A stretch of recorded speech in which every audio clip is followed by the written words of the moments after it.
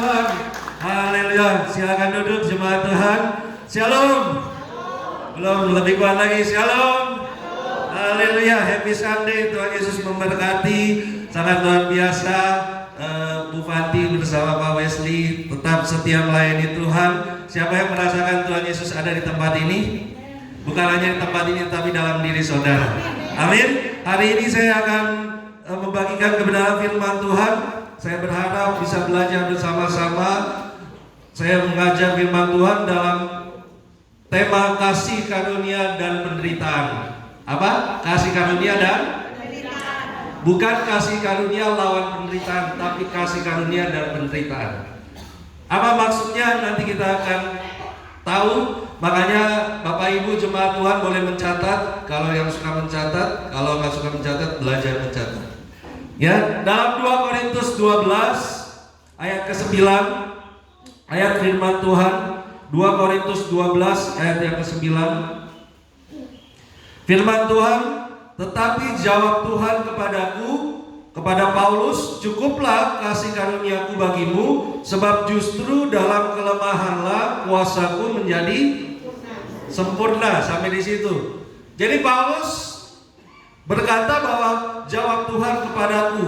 Maksudnya apa? Berarti Tuhan menjawab doa Paulus. Paulus berdoa. Nah, Tuhan menjawab doa Paulus tetapi tidak mengabulkan permintaannya. Amin. Jadi tidak semua doa kita dikabulkan, tidak semua permintaan kita dikabulkan oleh Tuhan. Tapi semua doa kita pasti dijawab Tuhan. Bisa mengerti? Beda. Karena bukan berarti kehendak kita yang pasti terjadi, tapi kehendak Allah yang pasti terjadi.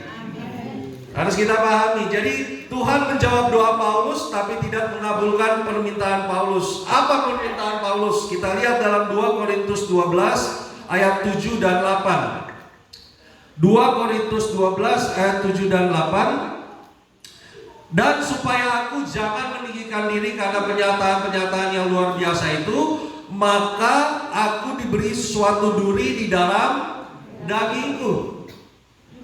Bapak Ibu kalau udah pernah baca cerita Paulus, banyak tafsiran, tapi ini ditafsirkan penyakit yang diberikan di dalam hidupnya. Duri di dalam dagingku, yaitu seorang utusan iblis untuk mengocoh aku supaya aku jangan meninggikan diri. Ayat 8. Kita baca bersama-sama tentang hal itu. Hal itu apa? Tadi duri itu. Aku Paulus sudah 3 kali berseru berdoa kepada Tuhan supaya utusan iblis itu mundur daripadaku, supaya duri dalam daging itu dicabut dalam hidupnya. 3 kali dia berseru, tetapi Tuhan menjawab tadi di ayat 9. Apa? Cukuplah kasih karuniaku bagimu, sebab justru dalam kelemahanku kelemahanlah kuasaku menjadi. Pertanyaan saya kepada saudara, permintaan Paulus dikabulkan? Permintaan Paulus dikabulkan? Tidak. Doa Paulus dijawab? Dijawab. Doa Paulus dijawab, tapi bukan sesuai permintaannya, tapi sesuai dengan rencana Allah. Makanya saudara, setiap kali kita minta, banyak orang Kristen kecewa ketika berdoa sama Tuhan. Kenapa Tuhan gak jawab doa kita? Tuhan udah jawab doa kita, tapi gak menjawab permintaan kita. Amin. Nah, makanya ada rencana Allah di balik doa Paulus yang tidak dikabulkan. Paulus minta doa kesembuhan. Duri dalam daging itu semacam penyakit. Nanti kita bahas itu. Nah, karena bisa jadi kenapa doanya gak dikabulkan, tadi ayat ke-8, ayat ke-7. Kenapa doanya dikabulkan? Karena bisa jadi Paulus meninggikan diri. Ya kan? Supaya aku jangan meninggikan diri. Makanya duri dalam daging yang tidak diangkat oleh Allah itu supaya Paulus jangan meninggikan diri. Pertanyaannya, meninggikan diri dari apa? Ya kan? Kan kalau orang sombong karena apa? Karena uang, karena jabatan. Nah, Paulus kenapa Tuhan gak izinkan dia menjadi sombong? Pertanyaannya, sombong dari apa? Nah, 2 Korintus 12 ayat kedua menjawab itu. Paulus bisa meninggikan diri dari apa? 2 Korintus 12 ayat 2 dan 4. Kalau Bapak Ibu lihat di Alkitab saudara, tertulis judulnya penglihatan. Aku tahu tentang seorang Kristen 14 tahun yang lampau, entah di dalam tubuh aku tidak tahu, entah di luar tubuh aku tidak tahu. Allah yang mengetahuinya. Orang itu tiba-tiba diangkat ke tingkat yang ketiga dari surga. Itu Paulus ayat ketiga, lihat. Penglihatan Paulus, aku juga tahu tentang orang itu, entah di dalam tubuh, entah di luar tubuh, aku tidak tahu. Allah yang mengetahuinya. Ayat keempat, ia tiba-tiba diangkat ke Firdaus, sorga, dan ia mendengar kata-kata yang tak terkatakan, yang tidak boleh diucapkan. Penglihatan Tuhan kasih kepada Paulus, anugerah penglihatan bisa kita terima, tapi itu anugerah Tuhan. Kalau Tuhan mengizinkan kita dapat penglihatan. Paulus dari penganiaya orang Kristen, penganiaya pengikut Kristus, menjadi orang yang mendapat penglihatan dari Tuhan. Itu anugerah. Bukan karena kekuatannya, bukan karena kemauannya, tapi Tuhan izinkan dia dapat penglihatan. Tapi lihat, ketika kasih karunia datang dalam hidupnya, Tuhan kasih duri dalam dagingnya supaya dia tidak sombong. Nah, saya lanjut. Salah satu bentuk kebaikan Tuhan adalah tidak menjawab doa-doa kita yang membawa ketidakbaikan bagi hidup kita. Banyak doa permintaan kita yang tidak dijawab Tuhan. Kenapa? Karena Allah kita, Allah Maha tahu. Dia tahu permintaan kita akan membahayakan hidup kita. Amin. Allah Maha tahu sebelum besok ada, sebelum nanti sore ada, Allah sudah tahu apa yang terjadi. Bahkan sebelum saudara dan saya jatuh dalam dosa, Allah sudah tahu. Karena Dia Alfa dan Omega. Sebelum dunia ada, sebelum langit ada, sebelum manusia ada, Dia sudah ada. Sebelum dunia kiamat, Dia sudah ada. Makanya ketika permintaan kita nggak dijawab Tuhan, bukan berarti dia jahat. Justru itu salah satu kebaikan Tuhan dengan tidak menjawab semua permintaan kita. Matius 7 ayat 11. Matius 7 ayat 11. Nah, kita baca sama-sama. Jadi jika kamu yang jahat tahu memberi pemberian yang baik kepada anak-anakmu, berbicara orang tua.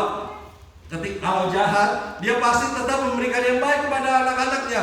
Apalagi Bapamu yang di sorga, Ia akan memberikan yang baik kepada mereka yang meminta kepadanya. Makanya seorang ayah yang baik tidak selalu menuruti permintaan anaknya. Ayah-ayah di tempat ini, ya, nggak semuanya permintaan anak kita minta, betul?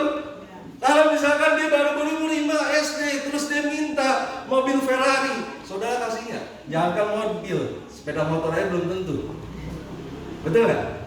Tapi kita ketika minta sama Tuhan, seakan-akan kita paksa Tuhan untuk menjawab semua permintaan kita. Padahal ayah di dunia aja yang baik tidak selalu menuruti permintaan anaknya. Tahu kapan tidak mengabulkan permintaan anaknya. Betul nggak? Bapak Ibu kalau punya anak, ya kan, nggak selalu permintaan anaknya dikasih. Karena Bapak Ibu tahu tepat pada waktunya kapan kita memberikannya, meskipun kita punya uang. Betul? Nggak semua permintaan anak kita beli tuh. Kecuali Bapak Ibu mau bikin toko baju di rumah. Ya kan? Dia mau beli ini, nggak semuanya kan? Tapi kenapa banyak orang Kristen minta kepada Allah, pada Tuhan, semua doa kita harus dijawab. Pasti kita beriman, semua doa kita pasti dijawab. Nanti kita lihat. Ya, makanya Tuhan yang baik tidak selalu memberikan permintaan, tidak selalu memberikan semua permintaan anaknya, karena Dia yang tahu yang baik dalam hidup kita. Amin. Saudara dan saya berdoa bukan untuk memaksa Tuhan, tapi untuk mengetahui kehendak Allah dalam hidup kita. Yang terjadi itu bukan kehendak kita, tapi kehendak Allah. Hari ini kita harus sadari banyak dari kehendak kita yang gagal, bahkan kita baru tahu puji Tuhan itu nggak terjadi. Kalau itu terjadi, bisa hancur rumah tangga saya, bisa hancur pelayanan saya. Pernah begitu? Kita minta sesuatu, mungkin kekayaan, tapi Tuhan nggak kasih. Kenapa? Karena Tuhan tahu kalau Dia kasih kekayaan, orang ini belum siap. Jangan-jangan bukan gereja di tempat ini dia tinggalin, kepercayaan dia kepada Allah juga dia ditinggalin. Banyak orang di luar sana merasa Kristen tapi dia nggak siap ketika Tuhan berkati dengan kekayaan. Yesus pun dia tinggalin. Makanya hari ini Allah hanya mengabulkan doa-doa kita jika itu baik menurut Dia. Menurut Dia. Makanya firman Tuhan bilang Allah memberikan yang baik kepada mereka yang baik itu menurut Dia, bukan menurut saudara. Karena menurut kita, meskipun itu baik, kita pengetahuan kita terbatas. Nggak ada manusia yang maha tahu. Kita ciptaan, bukan pencipta. Hanya pencipta yang maha tahu akan apa yang dicipta. Jangan sampai manusia merasa dia paling tahu, paling hebat. Makanya hanya Tuhan yang maha tahu. Makanya Dia tidak pernah membuat kita sama persis sama seperti Dia. Tapi firman Tuhan dalam Mazmur, kita diciptakan hampir sama seperti Allah, segambar serupa dengan Allah. Karena kita tidak bisa melihat tangan Tuhan yang bekerja, percayalah kepada hati Tuhan yang penuh kasih. Mungkin Dia nggak tolong saudara. Mungkin saudara minta kekayaan untuk keluar dari kemiskinan, untuk keluar dari sakit penyakit. Mungkin Dia nggak kasih. Bahkan seringkali Dia nggak jawab permintaan kita. Kalau saudara dan saya tidak melihat tangan Tuhan bekerja dalam hidup kita, setidaknya saudara punya iman untuk percaya bahwa hatinya penuh kasih dalam hidup. Amin. Amin. Allah itu roh, Dia nggak kelihatan. Gambar dari Yesus itu hanya buatan manusia. Suatu saat saudara dan saya akan melihat bertatap muka dengan muka bersama Yesus dalam kerajaan surga. Amin. Makanya hari ini saya bahas tentang ayat 9 tadi, dari kalimat kasih karuniaku bagimu. Kata kasih karunia itu berasal dari bahasa Yunani charis. Arti kasih karunia adalah sesuatu yang ada di dalam diri Allah, yang membuat Allah mau memberikan anugerahnya atau apa saja dari dirinya kepada seseorang yang tidak layak menerimanya. Kasih karunia banyak di Alkitab itu berhubungan dengan keselamatan. Kita buka dalam Efesus 2 ayat 8 dan 9. Saya mulai dengan membahas kasih karunia Tuhan cukup bagi kita. Nah, Efesus 2 ayat 8 dan 9 kita baca sama-sama. Sebab karena kasih karunia kamu diselamatkan oleh iman. Itu bukan hasil usahamu tetapi pemberian Allah, pemberian dari diri Allah bagi saudara. Jadi saudara kalau jadi orang Kristen itu anugerah. Memang saudara mencari Tuhan, tapi lebih dulu Dia mencari saudara. Lebih dulu saudara dibawa untuk percaya Yesus. Jadi kalau saudara udah percaya Yesus, jangan pernah tinggalin Yesus dalam hidupmu. Karena apa? Tetapi pemberian Allah itu bukan hasil pekerjaanmu, bukan hasil perbuatan baikmu. Di luar sana banyak kepercayaan, berbuat baik, berbuat amal, rajin ibadah untuk selamat.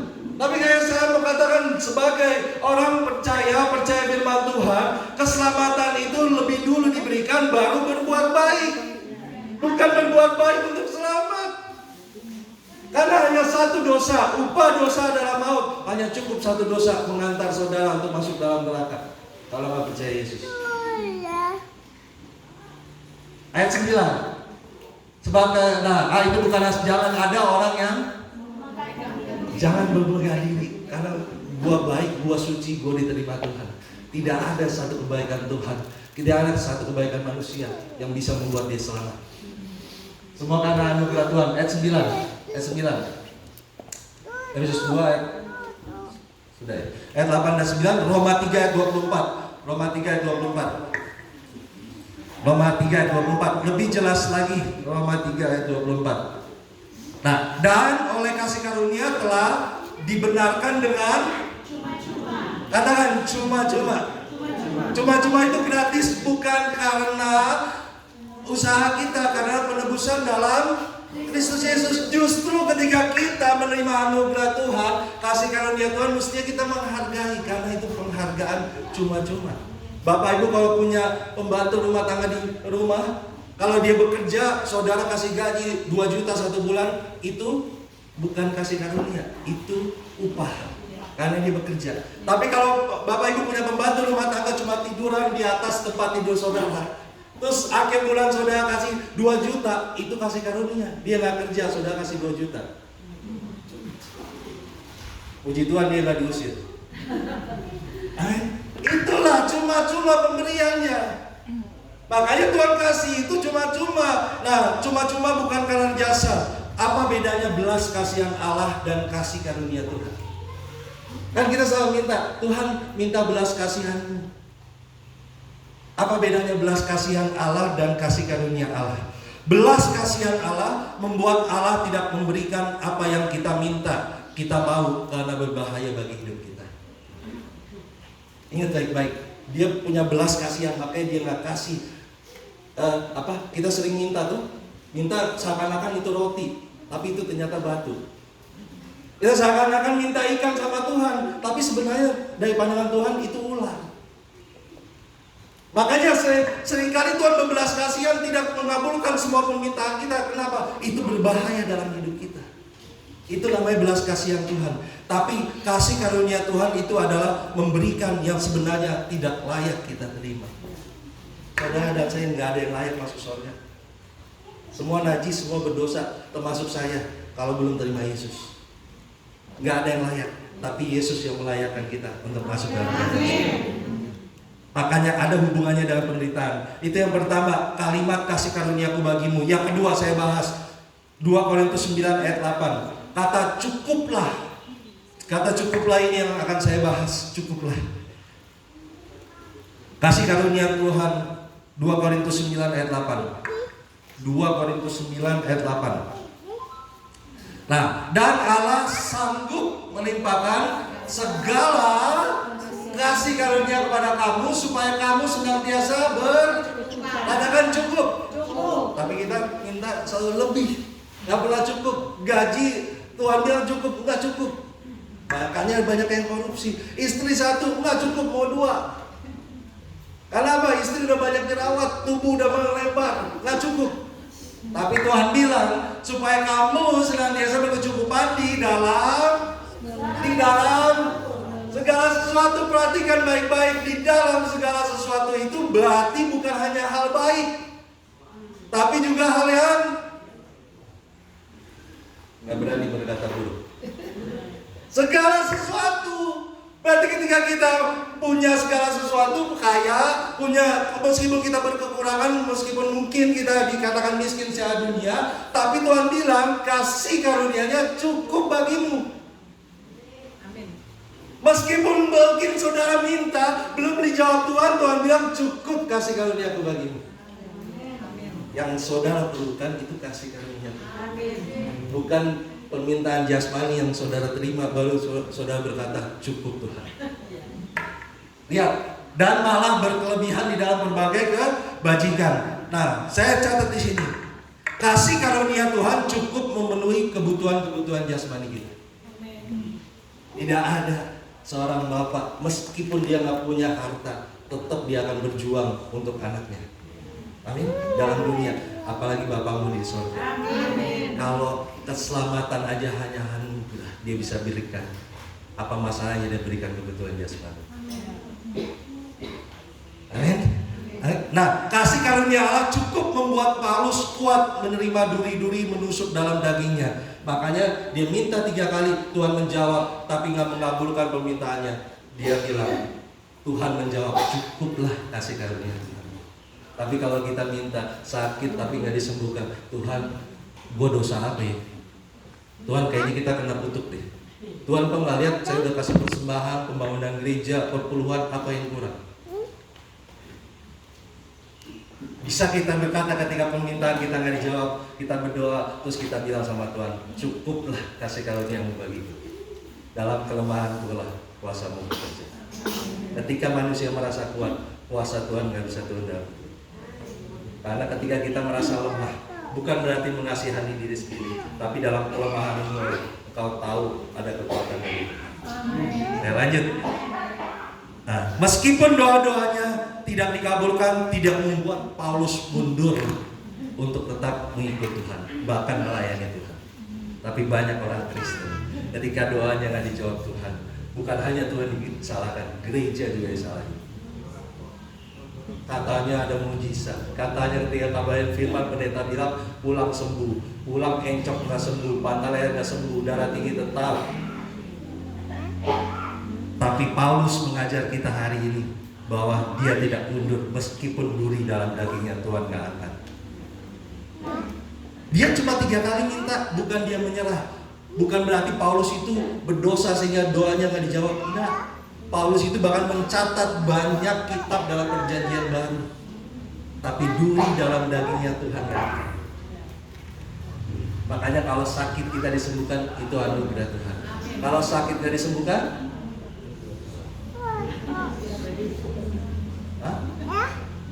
tutup. Ya, kita lihat. Tuhan bisa tidak kabulkan doa, tapi Dia memberikan cukup kasih karunia kepada kita. Jika kasih karunia cukup untuk menyelamatkan kita, pastilah cukup untuk menjaga, menguatkan kita di dalam penderitaan yang kita. Kalau keselamatan aja Dia bisa berikan, apa susahnya Dia sembuhkan penyakitmu? Tapi kalau Dia belum mau, bukan berarti Dia jahat, tapi ada sesuatu yang Dia mau bekerja di balik semua yang terjadi dalam hidup kita. Amin. Makanya tidak ada alasan untuk kita mengeluh ketika Allah tidak mengangkat masalah dan penderitaan kita, karena Dia memberikan cukup kasih karunia-Nya pada kita. Lebih berharga ada penderitaan tapi dengan ada kasih karunia daripada tanpa penderitaan tapi tanpa kasih karunia. Banyak orang Kristen mau hidupnya makmur, berkelimpahan. Berkelimpahan itu apa maksudnya? Kaya. Pertanyaannya, orang kaya terus masuk surga, bagaimana dengan orang yang miskin? Apakah di neraka semua orang miskin? Di neraka semua orang sakit masuk neraka?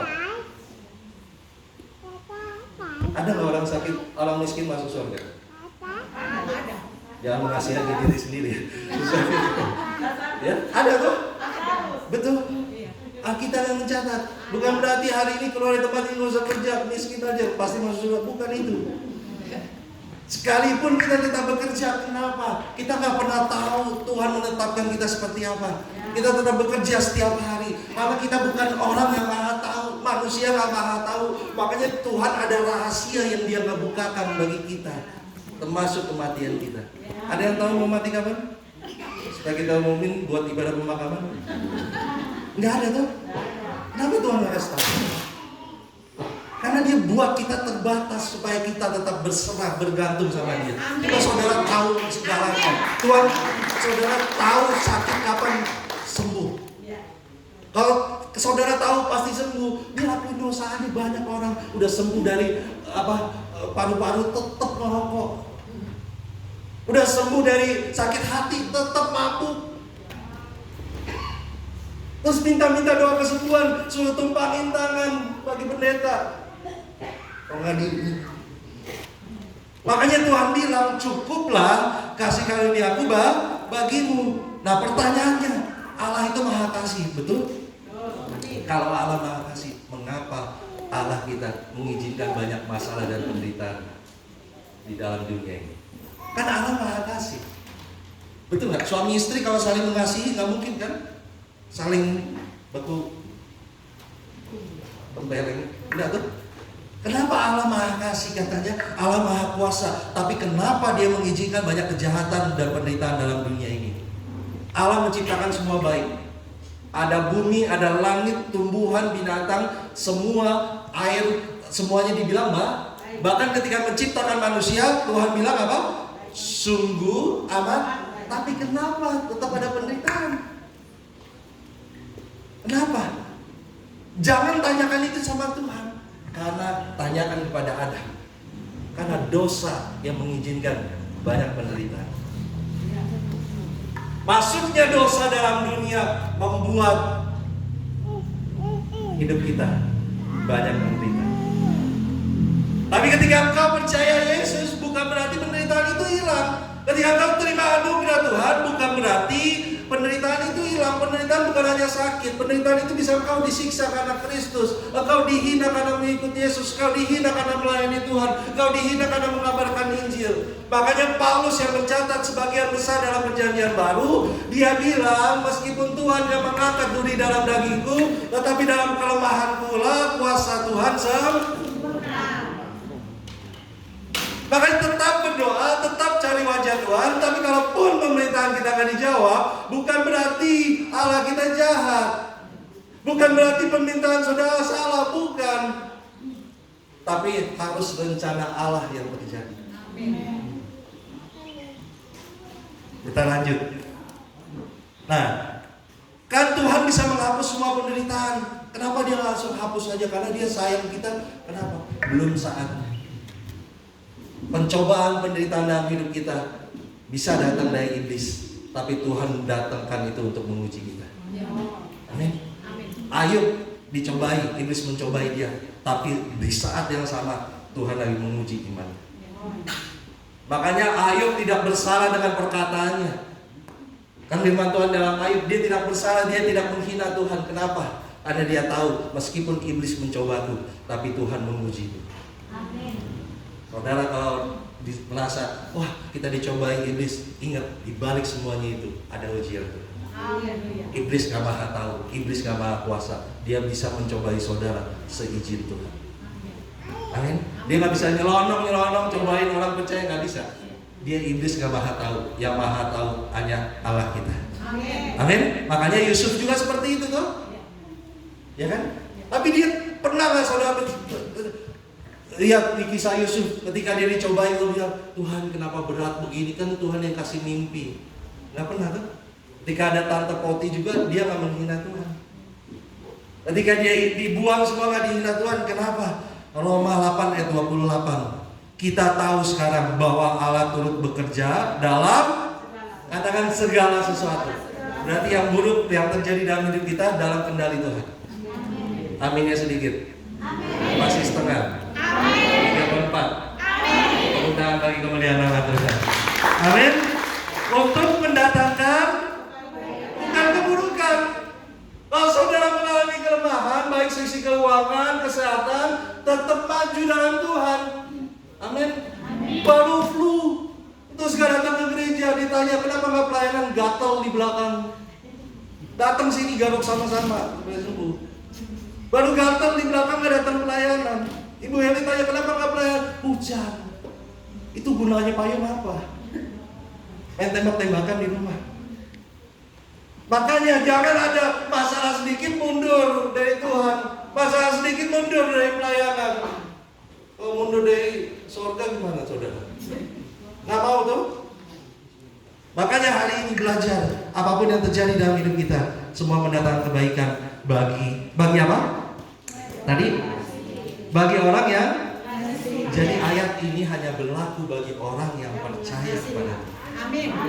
Orang yang tidak percaya Tuhan, yang terjadi dalam hidupnya memang penderitaan yang harus jalan. Tapi saudara yang mengalami percaya Yesus sungguh-sungguh ketika menderita, itu memang sesuatu yang harus kita jalani karena kita mengikut Kristus. Amin. Amin. Amin. Ya, makanya saya lanjut di sini. Nah, kasih karunia Allah cukup untuk menguatkan kita. Nah, dalam Roma 8, ketika permintaan kita tidak dikabulkan, tapi Tuhan memberi kasih karunia, maka akan membentuk karakter indah dalam hidup kita. Ingat, kenapa Tuhan tidak selalu menjawab permintaan kita? Karena Dia ingin membentuk karakter hidup kita. Saya coba tanya, saudara pernah ngalami nggak? Ibu-ibu dulu, ibu-ibu pernah ngalami nggak? Mau beli lipstick, make up nggak ada duit? Gak apa-apa, terbuka di gereja, seperti jendela dulu. Pernah nih, mau beli parfum nggak ada duit, lipstick nggak ada duit, terus apa yang saudara lakukan? Doa, semalam suntuk, doa puasa. Tuhan, saya mau ke pesta besok gak ada lipstick, saya doa. Betul? Kalau orang Kristen berdoa, betul kan? Saya tak pernah this. Betul berdoa. Pertanyaan saya, Tuhan kabulkan doa saya, saudara. Terus saudara punya banyak duit untuk beli makeup, lipstick. Pertanyaan saya, suatu ketika saudara mau beli lagi doa, sudah ada duit. Doa nggak? Atau langsung ke swalayan beli, ke mall beli? Pernah doa? Saya tidak pernah doa kita itu. Iya. Kenapa saya kasih umpama itu? Karena Tuhan juga memperhatikan dari hal-hal terkecil dalam hidup kita. Pertanyaannya gitu betul loh. Kita ketika ada duit minta beli lipstick, tapi ketika ada duit kita beli lipstick nggak usah doa lagi. Kenapa saya bilang Tuhan mengatur dari hal-hal yang kecil? Bapak Ibu baca dalam firman Tuhan, burung di udara dijual 2 ekor sebuit. Tapi kalau dia jatuh tidak sesuai kehendak Allah, dia nggak bakal jatuh. Hal terkecil, rambut ini pun Jatuh pun Tuhan dari hal terkecil dalam hidupmu Tuhan gak atur. Amin. Amin. Makanya hari ini tidak ada suatu kebetulan dalam kehidupan orang Kristen. Makanya hari ini bukan hanya ketika kita butuh sesuatu kita minta. Sekalipun kita bisa beli segala sesuatu, tetap kita doa sama Tuhan. Dan akui bahwa semuanya itu hanya anugerah Tuhan. Nah, makanya kalimat yang ketiga saya bahas, dalam kelemahan kuasaku menjadi tadi ayat 9. Pertanyaannya, orang Kristen hanya merasa kuat baru mengucap syukur, tapi ketika lemah, dia mencaci maki, bahkan mengeluh sama Tuhan, kenapa ini datang sama saya? Saya udah perjamuan kudus, saya udah didoakan tapi sembuh enggak? Sakit tetap jalan. Tadi saya bilang kalau orang mati dalam keadaan sakitnya, apakah semua masuk neraka? Enggak. Tapi saya mau katakan sama saudara, kalau saudara doakan orang sakit, yang utama bukan pastikan dia sembuh, itu kehendak Allah, tapi pastikan dia terima Yesus sebagai Tuhan. Karena apa? Jangan sampai saudara doakan, saudara udah bilang pasti sembuh dalam nama Yesus pasti sembuh, tapi kehendak Allah lain. Saudara pulang dia mati tanpa menerima Yesus. Tapi sekalipun saudara berdoa, kalau dia disembuhkan, tapi dia udah menerima Yesus, kesembuhan itu hanya bonus bagi dia. Supaya diperpanjang, hidupnya panjang dan memuliakan nama Tuhan. Makanya pastikan setiap orang saudara yang saudara doakan, dia percaya sama Yesus. Gak peduli agamanya apa. Agama tidak menyelamatkan, hanya pribadi Yesus yang menyelamatkan. Orang yang gak percaya Yesus tempatnya pasti dalam neraka. Makanya hari ini keselamatan saudara anugerah. Saudara bisa ada di His Grace di tempat ini, di Tomon, semua anugerah. Semua bukan gak ada kebetulan. Semua sudah Tuhan atur. Makanya dalam hidup manusia tidak ada kebetulan. Tuhan tahu besok mau jadi apa. Tuhan tahu nanti saudara dari tempat ini mau makan apa. Bahkan Tuhan tahu dari setelah tempat ini saudara puasa karena gak ada uang. Dia sudah tahu. Tapi dia izinkan supaya kita tetap bergantung sama Dia. Amin. Sekalipun penderitaan itu gak berakhir, tidaknya kita punya iman, hatinya penuh kasih sama. Amin. Tapi keluar dari tempat ini tetap bekerja. Amin. Jangan hanya tidur-tidur kemudian minta. Karena gereja ini juga tetap butuh uang untuk pembangunan. Amin. Makanya hari ini coba kita lanjut. Nah, 2 Korintus 12 ayat 9. 2 Korintus 12 ayat 9 saya ambil dalam bahasa Indonesia masa kini. Aku mengasihi engkau dan itu sudah cukup untukmu, sebab kuasaku justru paling kuat kalau kau dalam keadaan lemah. Dalam terjemahan bahasa Indonesia masa kini. Oh, dalam Alkitab saudara seperti ini. Makanya aku mengasihi engkau kata Tuhan. Loh, Tuhan gak jawab doa kita, Tuhan gak jawab permintaan kita, tapi kenapa Tuhan jawab aku mengasihi engkau? Justru ketika dia gak jawab doa kita, itu belas kasihannya. Karena kalau kita jawab, bisa-bisa kita tinggalin Tuhan. Saudara pernah rasain gak? Dulu gak punya duit, ke gereja terus, doa puasa, konsel ikut, doa syafaat ikut, pelayanan ikut. Tapi ketika dapat uang, aduh lupa ke gereja. Banyak uang, banyak order, banyak ini, banyak undangan. Sampai lupa undangan Tuhan untuk ke gereja. Saudara kira kalau pengajar ngajak saudara ke gereja itu karena dia yang undang? No, Tuhan lagi undang kita. Lalu datang ke gereja, memuliakan nama Dia dan mendengarkan firman Tuhan. Makanya saudara kalau semangat memuji Tuhan, semangat juga dengar firman Tuhan. Ketika saudara dengar firman Tuhan, saudara lagi mendengar, Tuhan lagi bersabda.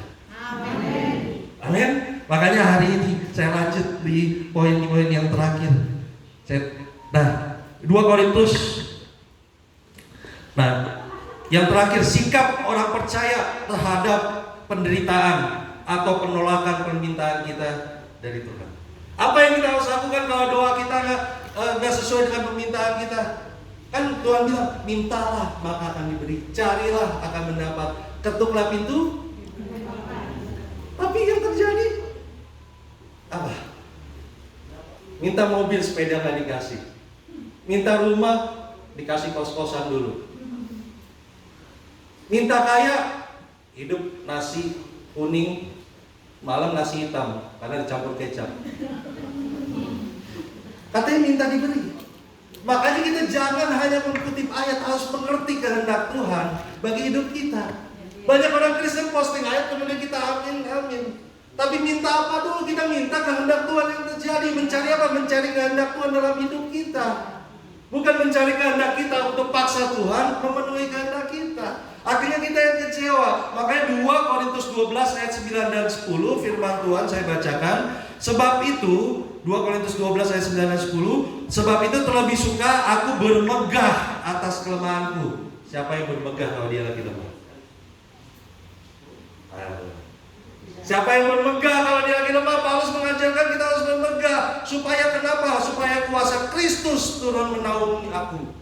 Karena itu aku senang. Bayangkan Paulus senang durinya gak diangkat. Kita kalau ke gereja sembuh, sakit gak sembuh, kita udah sadar gereja gak ada mujizat. Pendeta kurang urapan, khotbahnya kurang kena. Tunggu Tuhan khotbah baru kena. Tapi Paulus mengajarkan dia justru senang. Terjemahan lain bilang dia puas. Bayangkan dia lemah tapi dia puas. Bukan puas karena penderitaannya, tapi apa? Dan rela di dalam kelemahan, di dalam kesiksaan, kesukaran, penganiayaan, kesesakan.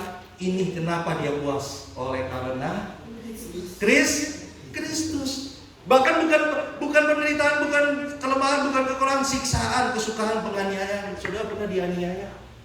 Dicambuk karena ikut Yesus. Semua rasul-rasul mati martir. Kecuali Yudas. Sama ada satu lagi yang gak mati martir. Siapa? Yohanes. Yohanes diizinkan Tuhan mati sampai usia tuanya. Dia pelayanan di Efesus itu di Turki. Kemudian dibuang karena dia pernah digoreng gak mati. Saudara pernah digoreng? Enggak tuh, kita malah goreng pisang, goreng babi. Dia pernah digoreng gak mati, cuma karena Kristus. Tapi dia gak menyerah. Digoreng gak mati, dibuang ke pulau Patmos. Disikirkan karena gak bisa mati. Di pulau Patmos malah dapat wahyu dari Tuhan. Kitab Wahyu. Bayangkan, karena Kristus. Makanya kalau saudara dan saya menderita, pastikan itu bukan karena dosa, tapi karena Kristus. Kalau karena dosa, ya alami, minta ampun. Tapi kalau karena Kristus, kita bermegah. Jadi sikap yang pertama, apa yang kita harus lakukan sebagai orang percaya dalam menghadapi penderitaan? Lebih suka bermegah, senang atau puas dan rela karena kelemahan penderitaan. Ibrani 12 ayat 11. Ibrani 12 ayat 11. Firman Tuhan, memang tiap-tiap ganjaran pada waktu ia diberikan tidak mendatangkan, betul kan? Bukan kita bersuka cita karena penderitaannya, bukan, tapi karena hasilnya. Saya kasih contoh, Bapak Ibu ada yang takut jarum suntik? Nggak ada ya, semua suka disuntik. Ada kalau takut jarum suntik, dulu kan jarum suntik masih besi, sekarang udah plastik. Ya kan? Kenapa banyak anak-anak takut suntik? Ya kan, takut kan, sakit, tapi hasilnya. Ya kan? Makanya kenapa kita takut mungkin disuntik vaksin ya, tapi kita lihat hasilnya. Jangan takut untuk menderita karena Kristus, tapi kita lihat hasilnya. Nah, tetapi duka cita, yes betul. Ketika menderita kita harus berduka cita. Ada orang yang mati tuh. Kalau ada orang yang mati, jangan kita nggak usah melayat. Kenapa? Kita harus bersuka cita. Jadi nggak ada yang ngelayatin. Karena firman Tuhan katakan orang mati menguburkan orang mati. Jangan pakai ayat itu. Tapi ketika dia berduka cita, kita juga berduka cita. Firman Tuhan katakan. Nah, dalam hati, tetapi kemudian ini yang harus, kenapa kita bermegah karena penderitaan, tetapi kemudian ia menghasilkan buah kebenaran yang memberikan damai kepada mereka yang dilatihnya. Ada buah dalam penderitaan kita. Itulah fokus kita. Bukan kapan masalah kita selesai, bukan kapan penderitaan kita selesai, bukan kapan kemiskinan kita selesai, bukan kapan sakit penyakit kita diselesaikan, tapi buah dari yang dihasilkan itu yang membuat kita tetap fokus sama Tuhan. Amin. Makanya hari ini belajar dari firman, sukacita karena hasil penderitaan karena Allah. Letak sukacitanya kenapa? Di mana kita bisa bersukacita? Karena ketika kau dan saya mengalami masalah, saudara melihat kasih karunia Tuhan. Dia memelihara saudara. Ketika saudara butuh sesuatu tapi nggak bisa beli, tiba-tiba ada orang yang kirim. Amin. Ketika gereja mungkin butuh sesuatu tapi mungkin belum ada bantuan, tiba-tiba Tuhan kasih orang. Ketika teman-teman ini butuh jiwa, kita nggak tahu datang dari mana, tiba-tiba Tuhan kirim jiwa. Amin. Itu Tuhan yang cukup kasih karunia Tuhan ini. Amin. Amin. Makanya doa Bapa kami, berikanlah makanan kami. Tapi kalau orang Timor, masa pada kemarin, gelojonya minta ampun. Makan nggak cukup-cukup, tapi kalau tensi minta turun terus. Gimana caranya? Nah makanya hari ini, bagaimana caranya bermegah? Pertama saya simpulkan, jangan kecewa atau marah atau mengeluh kepada Tuhan karena kelemahan atau penderitaan yang kita alami, tapi syukurilah semuanya. Amin. Yang kedua, jangan pernah menjadikan kelemahan, penderitaan menjadi alasan untuk kita tidak ikut Tuhan, bahkan tidak melayani. Jangan pernah engkau bilang, saya nggak ada uang makanya saya nggak ke gereja. Coba bandingin, kalau dia punya banyak uang, pasti nggak dia ke gereja.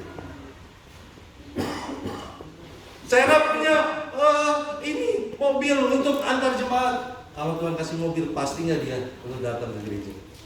Pasti dia jalan-jalan ke Bolang Mongondo, Pulau Cinta, Gorontalo, ke pantai, ibadah pantai katanya ke gereja. Makanya jangan pernah berpikir saya harus punya ini dulu, saya punya ini dulu supaya saya bisa melayani Tuhan. No. Justru dalam kelemahan kita yang kita merasa kurang, kita bisa melayani Tuhan. Kenapa? Karena cukup kasih karunia-Nya bagimu. Amin. Itu yang kedua, sikap kita jangan pernah menjadikan kelemahan untuk alasan untuk mundur dari Tuhan. Yang ketiga, jangan cemburu atau iri hati kepada orang lain yang sepertinya kita nilai lebih baik kondisinya daripada kondisi kita dalam penderitaan. Kita sering gitu tuh mengalami penderitaan, kok dia lebih baik, kok dia lebih diberkati, sama-sama ke gereja, tapi kok hidup saya begini, hidup dia begini. Saya mau bilang, bunga mawar punya duri-durinya, lebah mempunyai sengat-sengatnya. Amin. Bunga mawar yang indah tetap punya duri. Lebah meskipun menghasilkan madu ada sengat. Maksudnya apa? Sebaik-baiknya kita melihat kehidupan orang, ada proses, ada penderitaan yang harus dialami, dan itu berbeda daripada proses yang kita alami. Amin. Makanya jangan iri sama orang kalau dia diberkati lebih dulu. Nah, semua ada proses. Mungkin kita ngalami sakit, tapi dia kaya, tapi dia udah harus ngalami sakit, masuk rumah sakit, masuk ruang ICU, luput dari kematian. Saudara mau alami itu dulu? Pasti nggak mau tuh. Tapi dia Tuhan izinkan untuk melewati itu. Kenapa? Cukup kasih karunia Tuhan bagi dia, dan cukup juga kasih karunia Tuhan bagi dia.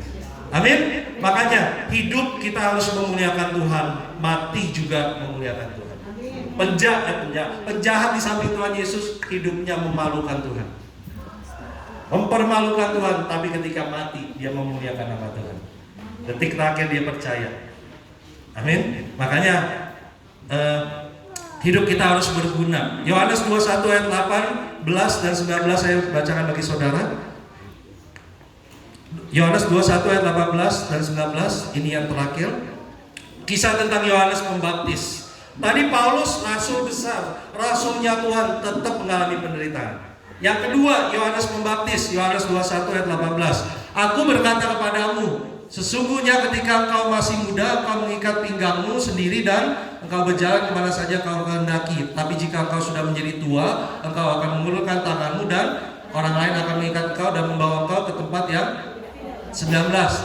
Sorry, ini tentang Petrus dulu. Dan hal ini dikatakannya untuk menyatakan bagaimana Petrus mati pun Tuhan udah tentuin. Cara matinya udah ditentuin. Lihat, bagaimana untuk menyatakan bagaimana Petrus akan mati dan memuliakan. Makanya mati kita harus memuliakan Allah. Sesudah mengatakan demikian, dia berkata kepada Petrus, ikutlah aku. Nah, bandingkan. Berarti Petrus sudah tahu cara dia mati. Ayat 21. Ayat 21. Ketika Petrus tahu dia udah cara dia mati, melihat murid itu, melihat siapa? Yohanes. Ia berkata kepada Yesus, Tuhan, apakah yang akan terjadi dengan dia ini? Dia tahu dia cara mati dia, kemudian dia tanya, Yohanes gimana? Matinya gimana? Dia kepo. Kita sering kepo tuh. Oh iya, orang lain diberkati, gimana gini. Dia kepo bagaimana Yohanes mati. Ayat 22. Lihat ayat 22. Jawab Yesus, jikalau aku menghendaki supaya ia tinggal hidup sampai aku datang, itu bukan urusan kita ngurusin hidup orang lain. Petrus berusaha kepo gimana Yohanes mati. Yesus bilang, nggak usah kepo kalau bahasa sekarang. Itu bukan tapi engkau itu. Proses orang berbeda-beda, tapi iman kita tetap satu, percaya kepada Yesus apapun penderitaan yang kita alami. Amin. Makanya saya mengatakan sama saudara, Paulus rasul, semua rasul mati martir, hanya Yohanes yang mati dengan baik-baik. Nah makanya malah dibuang ke Pulau Patmos. Bahkan Yohanes ditetapkan untuk mati memuliakan nama Tuhan. Doa sama Tuhan, minta supaya ketika kita mati kita tetap memuliakan nama Tuhan. Amin. Mungkin hidupmu dulu kotor, menajiskan, mempermalukan nama Tuhan, tapi Tuhan bilang Dia melupakan semua dosa kita. Amin. Kalau manusia akan melupakan kesalahan orang lain tuh, dosa suami, dosa istri dia ungkit. Pulang terlambat, dulu kan begini, nggak ada pulang begini. Tuhan melupakan semuanya. Dia buka lembar baru dalam hidup, membuat kita hidup dalam kasih karunia Tuhan. Merdeka dari dosa. Orang merdeka dari dosa, bukan merdeka untuk berbuat dosa, tapi merdeka dari dosa, merdeka untuk berbuat kebenaran. Amin. Hari ini firman Tuhan sampai di sini saya bagikan sama saudara. Saya hanya merangkumnya dengan mengikut Tuhan pasti ada penderitaan. Amin ya sedikit. Baru setengah. Amin. 3/4. Amin. 3/7. Amin. Amin. Tidak ada yang pernah luput. Saudara berkata dia pendeta, pasti gak ada penderitaan. Kata siapa? Dia sudah bantu banyak gereja, bantu bahkan tempat ibadah yang lain, tapi hidupnya kok enak aja. Kata siapa dia gak ada penderitaan? Saudara aja nggak tahu, so kepo aja. Betul nggak? Kita nggak maha tahu, yang maha tahu itu Tuhan. Kalau di luar orang itu terasa baik-baik, belum tentu di dalam. Bukan berarti saya mengizinkan harus terjadi masalah dalam keluarga, enggak. Tanpa kita minta pun Tuhan izinkan untuk menguji iman kita. Hari ini kita tundukkan kepala, renungkan firman Tuhan.